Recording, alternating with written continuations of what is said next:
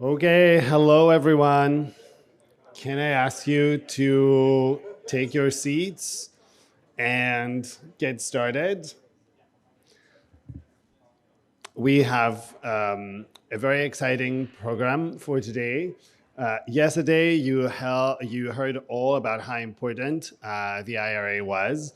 So we'll start with a conversation with one of the architects, Kate Gordon. And then we'll continue with the breakout sessions where you will be able to ask all the questions that you haven't been able to ask so far. The breakout sessions, there are going to be two of them. The one on carbon accounting and carbon markets is going to be held downstairs. And the other one on nature-based resources is going to be held up here. So all the questions that you've been suppressing for a day and a half, please, it's the time, bring them on. And then we'll have the corporate forum conversation with Suze and a lunch discussion with Christine Casper, the General Counsel of Greenpeace. And then finally, the spotlight will be back to all of you because we're going to discuss how lawyers can change corporations from within. So I think it's an exciting day. Thank you all very much. And I'll hand it over to Anjali that will tell you more about the logistics. Thank you, Stavros. Just before we kick off our next conversation, huge shout out to all of you for making it to day 2 on a rainy day. I know yesterday was a teaser, so we hope that the weather has not been too difficult. Special shout out and thank you to our sponsors and co-hosts, Center for Law, Environment, Energy, CLE, as well as the ABA.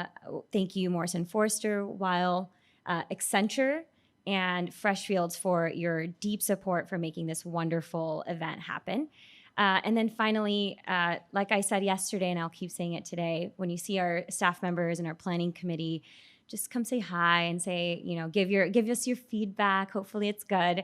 But let us know how this event has been for you. So without further ado, I would love to invite to the stage Suze, who will introduce to you our keynote speaker for today. Please put your hands together.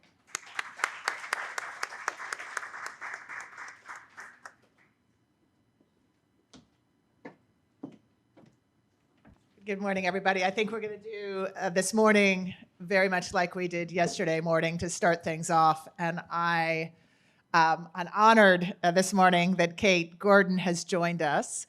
And for those of you who don't know, Kate is, I believe, internationally recognized as an expert really on the intersection between climate and international development. She's been on the front lines of climate and policy at both the state and the federal level for decades, and that doesn't mean you're old. So she is known. She was the founder and author of a little report called Risky Business, which she put together with Bloomberg and Tom Steyer and others. She was most recently a senior advisor to Jennifer Granholm and wrote some of the key pieces of the IRA and the infrastructure bill that we heard a lot about yesterday. And she has been a senior advisor to the governor and really been responsible for a lot of the policy around climate in the state of California. So I first met her when she was teaching at Stanford, and she's now also teaching at Haas. So we're really lucky, and she's a Berkeley grad. So there you go. So let's just take a step back. We spent a lot of time yesterday talking about investment, talking about companies and what companies can do and finance, and government was largely missing other than some discussion of the IRA and the infrastructure bill. But you correctly point out that, in fact, government has been working on the front lines of climate for some time at the federal and state level. Do you want to give us some background? Sure. This is on, right? Yes. First of all, hi, everybody. It's so great to be up here with Suze, and I am a graduate of the law school here, so I'm also a lawyer. Yay. Though inactive, so I don't have to do the CLE, so I'm like happy about that. because it's great to be here, and always love getting to be with Suze, who is one of our my favorite of our guest speakers in our class, which is at Stanford. Sorry, and always just really, really dynamic. So government is huge. I mean, the climate space is sort of by necessity about policy. It's when you're dealing with something like carbon emissions, which don't respect boundaries, right? Or stay in the atmosphere forever, or have impacts far beyond when they were emitted. It's really hard not to deal with that with some amount of policy. So in California, a lot of the companies that have started in this space and the regulation that's been in this space has been around AB 32, the cap and trade, the 3-part cap and trade, low carbon fuel standards, and renewable portfolio standard in 2006 here, which has really set the stage for a lot of people thinking about carbon as something with a budget that needs to be measured and traded. And obviously the European system does that as well, the RGGI system on the East Coast.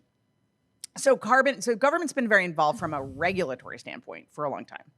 I think what's interesting now, and you really see this with IRA, not just IRA, but frankly, the infrastructure bill, CHIPS and Science, and IRA, is that government is getting much more involved from a direct support, playing this very proactive role in setting the infrastructure conditions for an energy transition. So that's transmission, it's EV charging, it's doing roads differently. Frankly, the transportation pieces of this are really different than they have been in the past.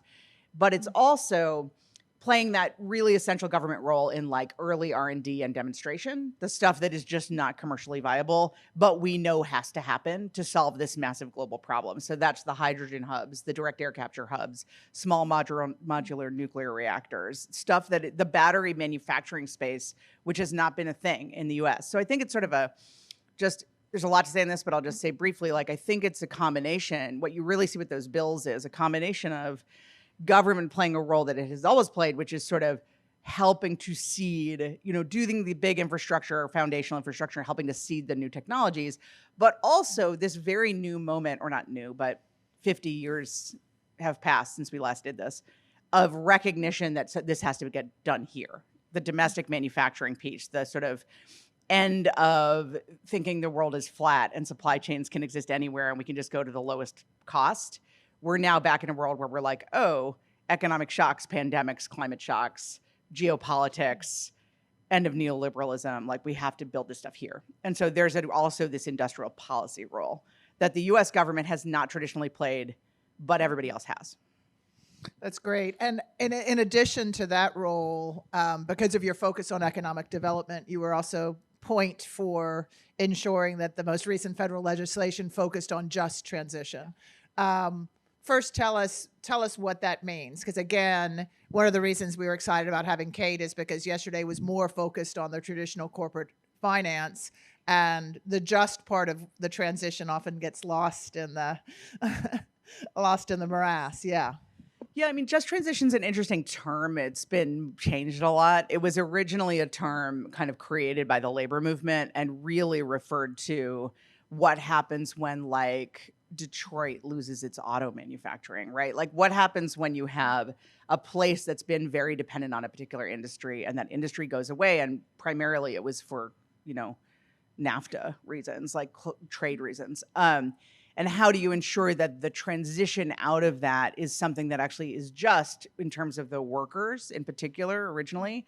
It's been expanded since then, really, to be a term about kind of how do you ensure that the transition doesn't leave behind entire communities, right? And how do we think about, as we're building up this new economy, we're switching from, it's a pretty massive undertaking, honestly, going from an economy built on fossil fuels, which is the entire industrial economy, with all that infrastructure and all those companies and all that investment, and the reality that that's an economy that's super place-based. Extraction of resources is very place-based. You do it in the places the resources are. Transitioning from that to something that has all of these different sources, is super diversified, is not as place-based in some cases. That requires thought. And I think we've been in our heads for the last couple decades, we've sort of said, oh, that's government's problem. Right? We are going to do our thing with the markets. We're going to make the money over here. We're going to do the thing where it makes sense with the lowest cost possible. Government will deal with all that pain. But I think what we're realizing and what we realized when I was at Department of Energy is that is not working. Government is actually not capable or doesn't have the money, frankly, to deal with all of those issues. And we have to actually start thinking proactively about, what does this look like in this, what does this project look like in this place? What is their community acceptance? Are we going to get siting and permitting to work? Are we going to get the workforce we need to do this whole set of skills that we don't currently have? Whose job is that to build that? That's kind of a critical, we created a whole part of, and you can blame me for this later, I'm very much responsible for the community benefits plan thing at the Department of Energy. So we created a whole part of the application process to require companies to think about these things. And it's been interesting, bumpy road, interesting to see how that's played out. But really the recognition is that in this type of transition at this scale, in this many places with this many technologies, if not done well, you both lose project viability because you don't get the thing done because it's being opposed. And there's litigation risk, which might be good for all of you, but it's not good for the clean energy transition. And also we lose political will. We will just not be able to do this endeavor of moving toward a more sustainable economy if people don't feel like they're part of it. So there's a lot of pieces of it, but it's a pretty big category. It's a huge category. And one of the, we need all of it. We need government funding. But, what was sort of, as we've noticed over the last 20 or 30 years, is government hasn't been able to tackle it. And philanthropy is less than 1/4% of the capital markets. And, people traditionally relied on philanthropy and your large NGOs and on climate. It's like, it's okay, we can make our money. The Nature Conservancy, Conservation International, and I know TNC is fabulous in here. But, they're doing a fabulous job, but it's not enough. It's not going to make a significant difference. And so really a lot of the question becomes, how can philanthropy, how can government be used to seed and to spark and to bring sort of to de-risk for the mainstream capital markets? Yeah, and I think that's right. And I think philanthropy is interesting because we have relied so much on philanthropy to deal with sort of market failures and pain to people in this country in particular. But philanthropy, the way that it's currently structured, is super short term. Actually, it suffers from similar short-termism as the private sector, in that most of these are one-year grant cycles. People are constantly having to apply and report, and it makes it extremely hard to do what I'm talking about, which is actually economic development. It's like you got to dig in and do the work on the ground, and it takes years. This transition project we're undertaking is a multi-decade project. And so the question is sort of like, everyone plays a role in that, right? Like, you play a role in it by setting the conditions for public money to be used for that purpose on the public side. But the private sector has to play a role in that too, by not adding to the risk, right? This is what the whole conversation about disclosure is about, and the whole conversation about, TCNG is about, is like, how do you not increase the risk of the transition, but actually play a role in decreasing it and like making it easier and less bumpy. Less bumpy, and it's all interconnected. So when I started focusing on climate around 2001, I feel like, and I'm stealing from Kate and her analogies, it was a plain bagel. And the people that I represented were, almost all on the environmental side, and the people who were focusing on the social side were a totally different group of people, right? Philanthropies, investors, it was like either people over here or planet over here, and they didn't mix. And I've heard you talk about this issue as being an everything bagel. So, Kate, you want to expand on that a little bit? So it's not me, it's Ezra Klein who came up with the everything bagel, and he did it in a very negative way. So I tend to talk about, Ezra Klein's got a whole, if you haven't read it, you should read it. He has a whole op-ed about this, and one of his podcasts is about it, is by larding, I'm being him now, by larding up all of these policies with all of this social purpose, you're creating an everything bagel. And his argument is, the climate crisis is too urgent. We have to get to speed and scale. This is slowing everything down. My argument against that is, you either do an everything bagel or you don't have a bagel. Because I don't think the projects will get done if we don't start paying attention to these really critical issues, like, do you have a labor force? Are they skilled? Are you paying them enough to actually want the job, right? I was just thinking about this yesterday with the bridge collapse, which was so tragic. But you look at that, like, those construction workers, public projects, so probably unionized, so probably had actual benefits. But, that's a job, in a lot of places, that kind of construction job pays $19 an hour. If you're going to choose between doing that and doing an Amazon warehouse job, construction is much, much more inherently dangerous. You're just not going to do it. There's a reason these jobs are not getting picked up by people, and it's because they're not being paid enough and they're not good enough jobs. And I think we have to address that, right? Like, most of the jobs in the clean energy economy are construction jobs. It's just a reality. So how do you think about making them better? How do you think about pathways into those? How do you make that something that we actually respect as a culture, as a job? Like, how do we bring the trades back after decades of losing, getting rid of career tech education, losing the trades? To me, those things are the difference between whether we do this or don't do it. It's not like what type of bagel it is. Do you know what I mean? So I think it's really important. We actually have evidence that early engagement with communities and things like project labor agreements and community benefits agreements do actually increase the speed of the project. They reduce permitting times, they reduce litigation risk, they can reduce project costs because things are built better and don't fall apart. So I think it proves itself out, but it is a different model than what we've been doing for 50 years in this country. Yeah, and it's why you heard on one of the panel, one of the speakers talk about a green premium. Maybe, maybe not. You also heard on the same panel somebody at PG&E talking about risk and building in risk and ensuring that actually risk was number one for him for obvious reasons, but it is for a lot of these jobs in the workforce. Well, yeah, and it's like we talk about a green premium because we're so used to judging things by their sticker price. But there is a cost to not doing things well. Boeing, number one example. Cost to offshoring a bunch of things, not paying attention to how they're being put together as the level they should have, not paying people as much as they used to. There's a cost to that. There's a serious human cost to that, right? And a long-term industry cost to it. So I just think we need to be thinking slightly differently about, there's a cost to having no supply chains and having COVID hit and having everything fall apart. That had a cost. So how do we think about those costs and risks, not just the sort of what is the sticker price and is it lower than the sticker price of the next guy? Or the cost of housing. I mean, some amazing figure between 80 and 90% of low-income housing in this country is not climate resilient. So we're going to go from, a housing crisis, which is acute now. I don't know what the word is that we're going to call, unless we start investing. And is it green premium because you're paying more for low-income housing and you're building it in different places and you're building in climate resiliency now? But that price versus the price we're going to pay in 10 years when something that is acute now becomes, somebody help me? A better word, a chronic, a complete disaster. So there we are. So that a geometry student in the room over here. So it's actually going to sort of pull me back. We also talked yesterday a little bit about the anti-ESG movement. And you can't mention government, what's happening at the federal level, what's happening in places like California, and then look at what's happening in Mississippi or Florida or West Virginia. You have the Florida issue. For those of you who heard Spencer yesterday, it is a disaster waiting to happen. So, DeSantis can say he doesn't want to be California. That's fine. We don't want him to be California either, but we would prefer for, not to have such a human toll that we think is coming. So what is happening at the policy level, with that?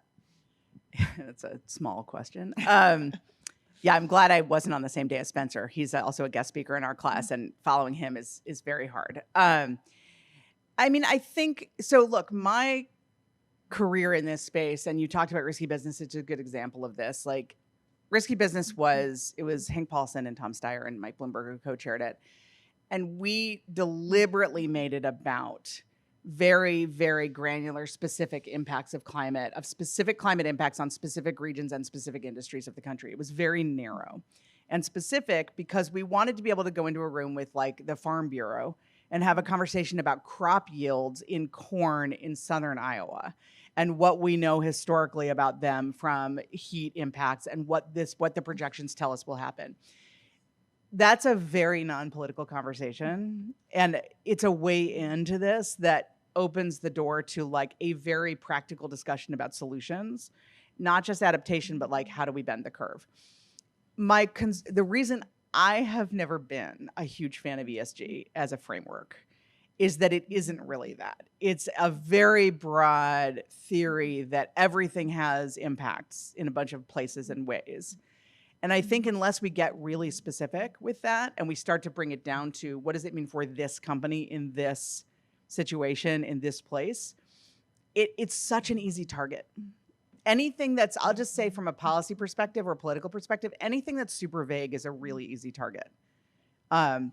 It's bringing things to the local level where people can actually look at a project and understand it, or they're working on it, or they know somebody who works on it, or they can like have a story. That's when you get out of that world. So I worry about that with ESG. I worry about, I mean, just being totally transparent here. I worry about it with Scope 3, which has this problem a little bit. I worry about it with, there's a number of political things out there like this.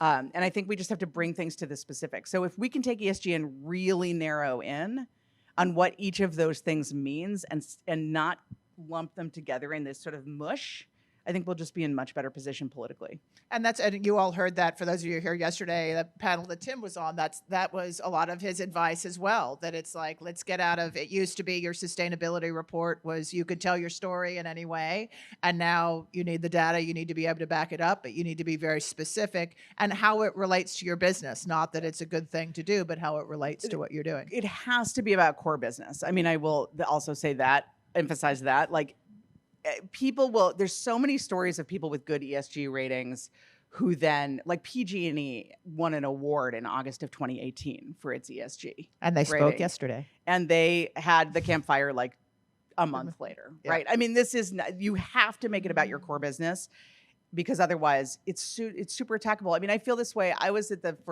helped start the first organization that created the whole green jobs framework. I feel this way about green jobs, right? It doesn't mean anything unless it's specific. Carbon removal, for those working in that space, very government-enabled space. Carbon removal is like this. People don't understand it, so the conversations are very high level, and there's a lot of opposition out there at the community level. But once you start talking about actual projects in places with actual people doing an actual thing, completely changes the conversation.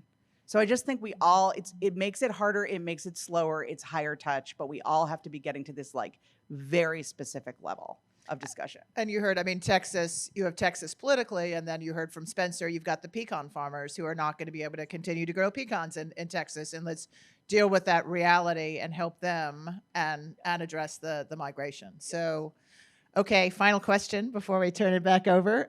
What's next? For you or for government and climate? for the global ecosystem. For me, I left, as you know, federal service. I had a 2-year appointment with the secretary. Amazing time to be there. I left last fall. I'm still on her advisory committee, which is really fantastic. So we get to do, one of the things that I'm doing with that is creating a working group to really provide a feedback loop to her on how are these things playing out on the ground. So how are the community benefits plans being actually effectuated? How is the work with tribes in particular, which is a big focus of these bills? How is that working, and what can we do better, both inside and outside? And I'm mostly doing that. I'm doing some consulting. I'm finishing writing a book. And I'm looking for my next thing. So, but I'm right now doing a lot of this work on the ground, seeing how it actually plays out, because I do think to do policy well, you have to actually understand implementation. So I'm lucky to get to do some of that back here in California. Well, great. Thanks so much to Kate for joining us this morning. And, thanks, everybody.